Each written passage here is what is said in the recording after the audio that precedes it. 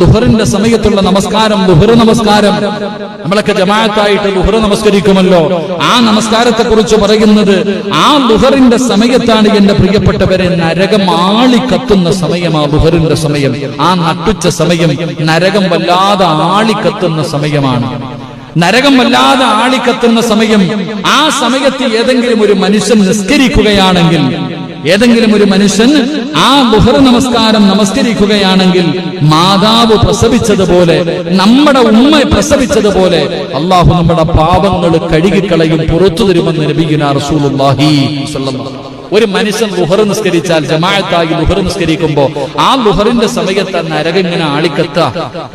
ആ നരകം ആളിക്കത്തുന്ന സമയത്ത് ഏതെങ്കിലും ഒരു മനുഷ്യൻ വന്ന് വുളുവെടുത്തിട്ട് പടച്ച റബ്ബിന്റെ മുന്നിൽ 4 റക്അത്ത് നിസ്കരിച്ചാൽ അവന്റെ ഉമ്മ പ്രസവിച്ചിട്ടതുപോലെ കഴുകി ശുദ്ധമാക്കി പള്ളിയിൽ നിന്ന് പടച്ചവനെ യാത്രയാക്കും. അള്ളാഹു നമുക്ക് ഈമാൻ നൽകുമാറാകട്ടെ. അള്ളാഹു നമുക്ക് ഈമാൻ നൽകുമാറാകട്ടെ.